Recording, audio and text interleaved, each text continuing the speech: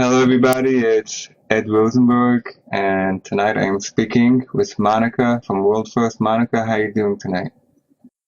Hey Ed, I'm good, thanks. How are you doing today? Okay, I'm doing really good. Now, Monica works for World First, and I know World First helps people do transactions across border. It's not just if you're in America, for other countries, it's any cross-border transaction. Is that correct? Yeah, so we help with international money transfers. All right, so I have a couple of questions about selling overseas. I do sell overseas, but not too much, to be honest. First question is, how important is it? Isn't it enough just to sell in the US 300 million people population? Well, selling overseas can really help you grow your business. More people will see your products and you can grow a global brand and increase your revenue too. Also, you can really take advantage of seasonal differences. So right now it's summer here in the US. If you have winter products to sell, you can continue selling them through summer in the opposite hemisphere, such as Australia. Right, yeah, that makes sense. Okay, so now explain me about foreign exchange. Like, what do I need to worry about it? Like, how big of an issue is it typically? Well, basically, foreign exchange, it's simply the exchange of one currency into another. For example, exchanging US dollars into euros. And the value of one US dollar to one euro changes every second of the day. So if you are selling in a market outside of the US, then you should be concerned about foreign exchange and the rates that you're being charged. Some marketplaces can bring your earnings back to US dollars for you, but this is often isn't the most cost-effective way of you bringing your earnings home. Marketplaces tend to charge more fees than other services like World First. Right, I understand, right, and that's why you do it. Is this only for Amazon, or do you also do it for like international websites? Like if somebody places an order from the UK, because I know PayPal, and I use PayPal, the shopping card, and I know when somebody pays with international currency, I know I'm sure I'm paying retail. So you do the same thing for regular website transactions? So we can help businesses who are selling in overseas in the world, and we can help them exchange the currency. And people who are paying suppliers overseas as well, we can help with those payments going out of their bank account, and give them a good rate. In other words, I pay my Chinese supplier, right? Because I pay currency my Chinese supplier. I pay them in dollars, and they're getting REM, whatever it's called in China. So they're probably getting less because they're getting a bad transaction rate. I don't know. So you help for that too? Exactly. So you can use your bank, and a lot of people do just use their bank. And many people aren't aware that there are rates their bank is charging them. If you use World First, then we're very transparent about the rate that you're getting charged. Oh, because I didn't know about that, so we'll talk about that later. Now, how can I protect myself from rates that are fluctuating? So if I'm selling in the UK and I'm getting money there, how do I protect myself? Right. So, I mean, fluctuating exchange rates can be concerning for your business.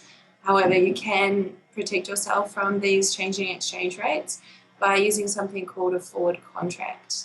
So, what a forward contract does is it allows you to lock in a rate up to 3 years in advance, even if you're not ready to make a transfer.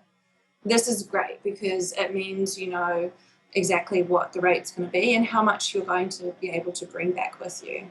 And also, if you're making payments, you'll know what the rate's going to be. So you know what to expect when you're paying suppliers. I mean, it can also work against me. Well, we also have something that allows you to use the exchange rate on the day. So that's called the spot rate.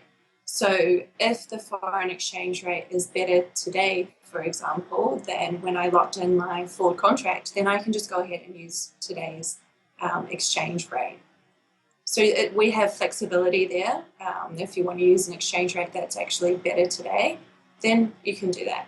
you don't have to use the rate that you locked in on your forward. Right. And how do I use it when I'm pricing products? How does that work? So you can definitely use the exchange rate to your advantage when you're pricing products. So let's say that the US dollar weakens by 3% and you're selling in the UK.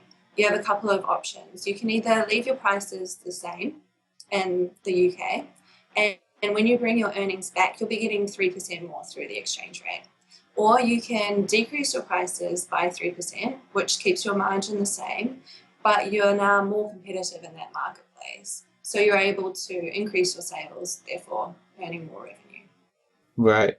I'm just curious if I have money at the end of the year. I don't know if this is your field of expertise, but is that taxable income, or I got to speak to my accountant for that, right? Right, so you have to be aware of the different taxes when you're selling overseas, basically. That's a really important point. A lot of sellers out there might know about VAT, or they may have heard of GST. So VAT stands for value added tax. GST is goods and services tax. And over 140 countries outside of the US use these kinds of tax systems. So if you are selling outside of the US, you should really be aware of the kind of tax that you'll need to pay. The tax can, you should look at potentially increasing your prices to account for those taxes. World First can help you when it comes to paying those taxes. So, for example, in the UK, you can pay your VAT right out of your World First account held in the UK. And this helps you to avoid additional conversion fees and international wire fees. Well, I do want to get this straight with VAT because I want to make sure. So basically, every time somebody buys something in the UK, if I'm selling something for, say, 100, pounds or whatever, so really I have to collect 20 and give it to the government. Is that how it works? Yeah, so I believe it's 20% that you should be adding on to your prices if you're selling in the UK. Right. So they were probably the ones who were behind making sure that people like us get charged because they couldn't compete with us. Yes, that's right. Right. So they have a very similar thing going on now. It's called the Marketplace Fairness Act. They're trying to do the same thing because on the internet right now, if you're shipping to a location, let's say if I ship to New Jersey and I don't have a physical location in New Jersey, so technically, since I don't have a building, so New Jersey, they're not going to come after me for those taxes. And then but then the stores in New Jersey said how are they going to compete, with me if I'm shipping it tax free. So it's still not, Mm-hmm. it's still being lobbied, but this is why they do it because the local people can't compete with the international people. Exactly. Okay, that's fine. So Monica from Wolfers, I appreciate you coming on, and that was extremely informative. And I'll talk to you later. Okay? All right. Thanks so much for your time. Okay, bye.